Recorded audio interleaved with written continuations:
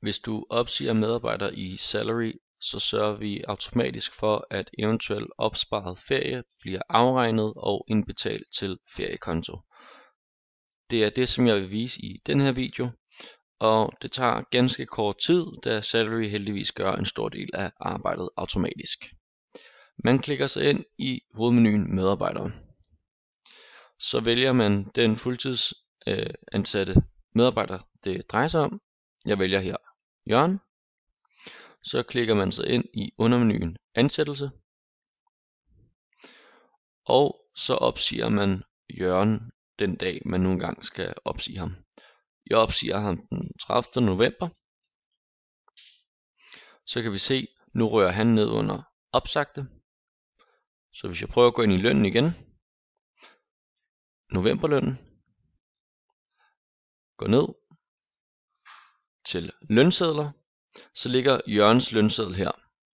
Hvis jeg prøver at downloade den og scroller ned, så kan jeg se udbetaling af feriepenge for 2020, 1553 kroner.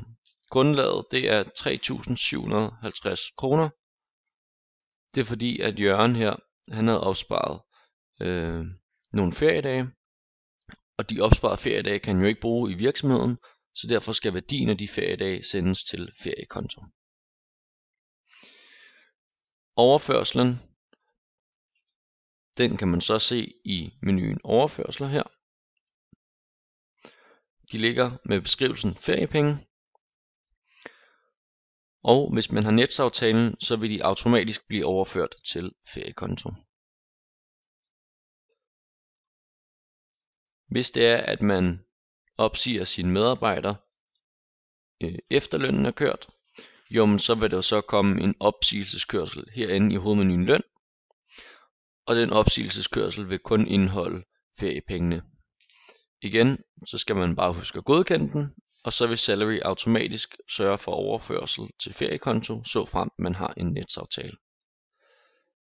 Det er også vigtigt at notere sig, at det jo selvfølgelig kun gælder fuldtidsansatte medarbejdere, da timelønnede medarbejdere får feriepenge 12,5% i stedet for at opspare feriedage med løn i virksomheden. Så det var kort, hvordan at Salary håndterer feriepenge og opsigelse